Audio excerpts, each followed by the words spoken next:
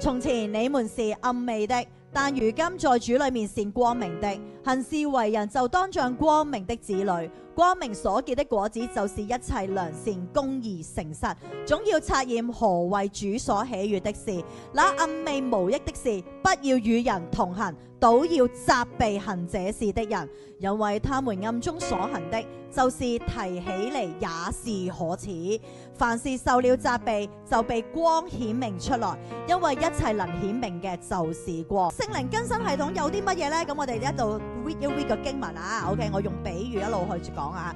第一就係要結出良善、公義、誠實嘅果子啊。OK， 係啦，咁其實呢個基本嘢嚟㗎。OK， 即係你嘅生命就係要有良善、公義、誠實咯，係咪？係啦，你因為咧你有呢啲良善、公義、誠實咧，先能夠咧警醒我哋自己，能夠遠離呢啲黑暗嘅嘢啊嘛，啱唔啱啊？如果你企喺黑暗，咁你咪冇良善、公義同埋誠實咯。啊，你有良善、公義、誠實，就自然你就會遠離呢啲嘅騙子、欺哄、虛浮嘅話嘅嘢啦，得唔得啊？你本身係要有啊，你嘅聖靈更新系統係要有呢一嚿。好，跟住啦，第二係咩？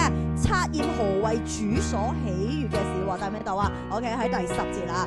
因為咧聖靈咧係有引導同埋察驗嘅能力，大家認唔認同？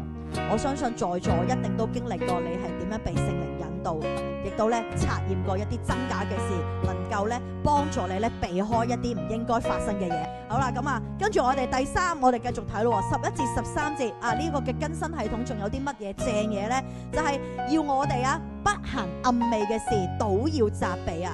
因為咧，你受聖靈引導察驗之後咧，你已經知道真假啦，經文已經提醒咗我哋啦。咁你仲會唔會去做啊？我知有啲人係會繼續嘅，咁唔緊要，咁你咪繼續行你嗰個結果啦嚇。咁但係咧，如果乖嗰啲咧，你知道咧，你就唔會再去做，因為呢啲暗昧嘅事係無益嘅事。OK， 得唔得？無益嘅嘢，佢正如點啊？聖經講咩啊？倒要責備行這事嘅人啊！你睇唔睇到呢個重點啊 ？OK， 係啦，倒要責備啊！即係你唔好同呢啲人同行啊！嗱，暗昧無益嘅事，仲要去責備呢啲人，喂，你唔好做呢啲嘢啊！因為咧喺神眼中咧，暗中嘅行為，逢係咧你隱隱藏藏、收埋嗰啲咧，全部都係可恥噶。咁點解要責備啊？因為佢哋係昏睡緊啊嘛，被蒙蔽啊嘛。OK， 所以咪要責備，嗌醒佢哋咯。所以咧係要用神嘅話語話俾佢知噶。